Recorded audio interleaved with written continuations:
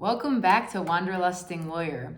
It seems like you guys enjoyed my last video in which I talked about 5 things I won't bring on my next Camino, and I will have a second part to that with a few more items. But today I actually wanted to do the flip side and talk about some items that you may not be thinking about, but which you may unexpectedly want while you're on the Camino. I have 8 things for you today. Some of these are things I did actually bring with me and was happy I had them, and then others were things that I found myself wanting along the way. Some I could get and some I couldn't. So without further ado, here are the 8 unexpected things you may want on your Camino. First, and this is maybe seasonal and actually surprising because when I lived in Spain, I couldn't recall having really any issues with bug bites. But I went in, I started on June 20th from Saint Jean and I finished on July 24th in Santiago. And the first week, I got lit up by bugs, really in between, I would say, Roncesvalles and Estella. So the first couple of days, I think it was Puente de la Reina. I sat outside watching a World Cup game and had about 10 insanely itchy bug bites by the next day. So this is obviously a big one. I know you can find travel size at Target of this brand of bug spray. Maybe you can get some in Spain. Or maybe you can ask another pilgrim who has some, but I highly recommend bug spray and also highly recommend after bite. I was pretty miserable for a few days until my bites healed. Again, maybe a seasonal thing, but the mosquitoes or whatever were horrible in late June near the start of the Camino Frances. Number 2, again, maybe seasonal, but a cooling towel. This is separate, I guess. You know, if you're a minimalist, you could use this also as your post shower towel. I had a different microfiber towel for that, but I found this, I think at Marshall's. It's Travelon brand, and they say the technology is that you get it wet, you snap it a few times, and it actually turns cool. I feel like I noticed that, but I also just soaked it in freezing cold water whenever I had a chance, and then when it was really hot, would just kind of wrap it around my neck or tie it around my head or whatever. So this can protect you from the sun. If you're sweating, you can leave it. I usually kind of tucked it in like the strap of my backpack, so it just stayed right here. And a super funny quick story about this. I actually lost it a few days before the Camino and had gone back to look for it, didn't find it. And then as I was walking away, a man saw me and was like, "Is this your towel?" So this towel came back to me on the Camino, lost and found. But I highly recommend having a small, lightweight towel accessible while you walk for sweat, sun, kind of anything you need. Wipe your hands. Number 3, Biofreeze. For those of you who don't know, this basically is, you can buy a gel or a cream. It has 4% menthol as the active ingredient. You rub it on sore spots, usually muscle pains.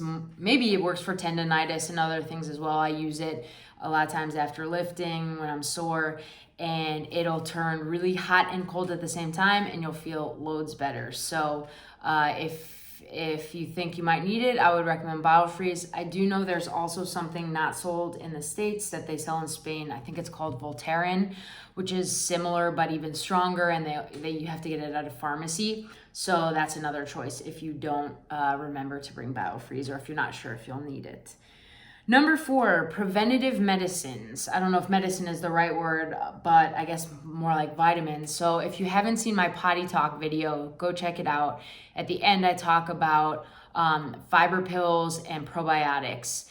Depending on your digestive system, between the two of them, the one I'd recommend more is probiotics. I had talked about the one I used. I'll put the link down below. I don't remember the name. Frankly, I haven't used it since the Camino, but I had no gastrointestinal issues out of the norm on my Camino. So even if it was a placebo effect, I highly recommend taking a probiotic daily. People ask about the water on the Camino. I'll probably do another video on that. It is safe.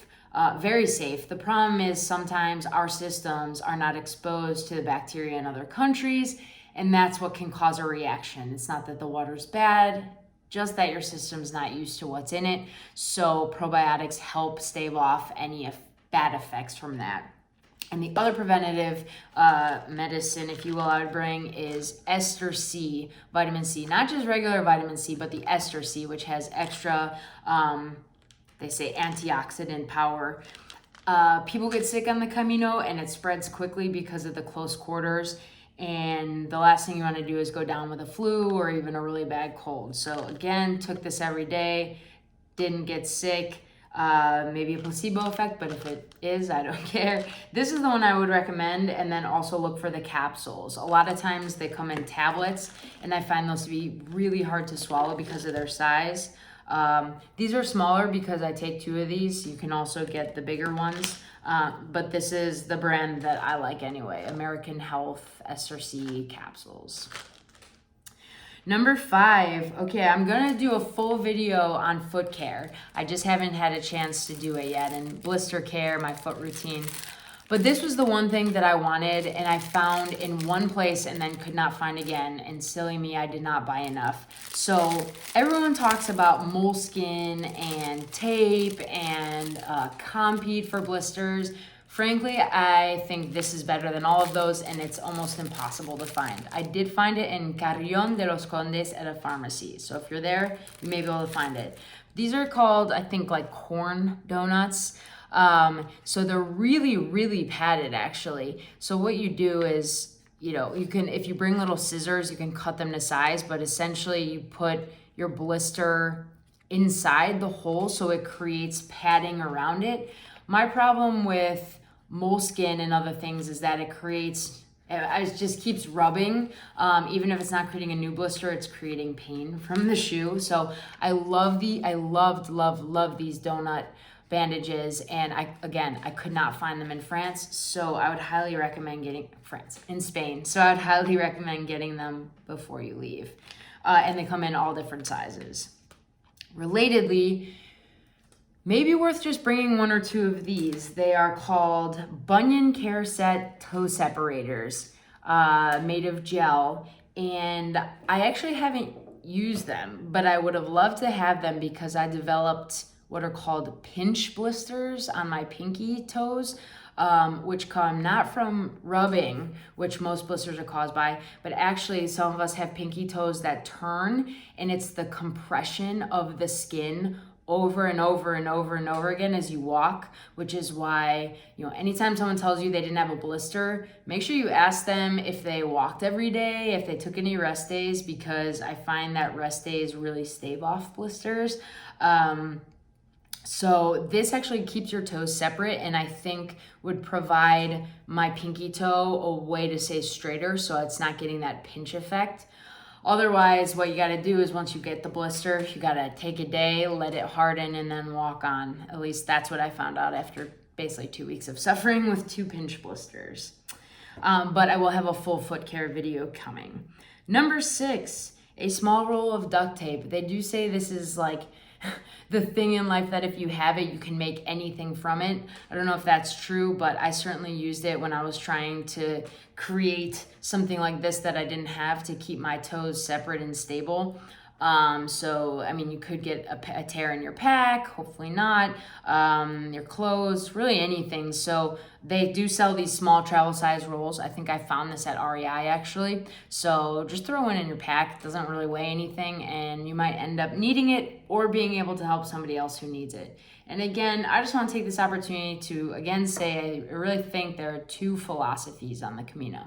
There's the ultra light packing Camino where, yeah, you're taking care of yourself, but if someone else needs something, you're likely not to have what they need to help them out, which is fine.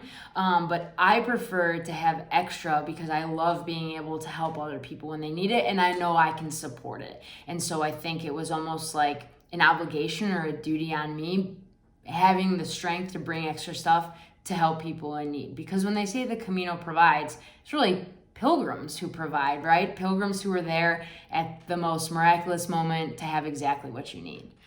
So, off my soapbox. Number 7. So you might think this is funny, But, oh wow, I actually have, I think 9 things, not 8 things. Number 7, so this is just water, but this is what I want to talk about is Febreze. And this was the thing that I never would have thought to bring or that I would want. So my pack, if you see my videos, I took a Marmot pack. It had an awesome trampoline style back that kept the pack away from my back. But that trampoline part still got super sweaty every day. My straps still got super sweaty every day. And when those packs sit in bunk rooms, they just start to not smell so great. So about halfway through the Camino, I picked up a small spray bottle. I picked up a bigger bottle of a Febreze-like liquid that I found in a Spanish grocery store. And I just filled the small bottle, and then I left the big bottle in an albergue for anyone to use that was coming on down the road. And I just sprayed my pack every night.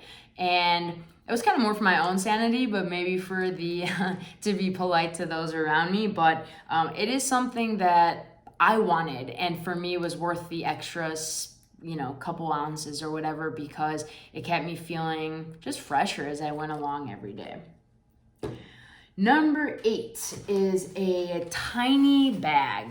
I love this one. I got this from Carrefour, which is a French grocery store, but you can probably find a similar thing on Amazon. It weighs nothing. It's tiny. It's compressible, but it actually creates a pretty good size bag, which I used for when I would go to the grocery stores in the towns. A lot of times they don't have plastic bags anymore, or you have to pay for them, and I'm trying to reduce my plastic usage a lot. So I got this bag, and it was also great for when I went into the shower to bring all my clean clothes in with me, keep them dry, because a lot of times the shower hooks are in the shower with you, and then put my dirty clothes in here when I was done and kind of do the transfer that way. So, and then as you saw, it folds down real small. So highly recommend a small sack like this. And the last thing, a golf ball. You may be able to find places to play golf. Spain has a lot of golf courses, but no, it's not for that. Anyone who suffers from plantar fasciitis or think they may suffer from plantar fasciitis or is fearful of suffering from plantar fasciitis, which is the inflammation of the plantar fascia, which is the strong tissue on the bottom of your feet.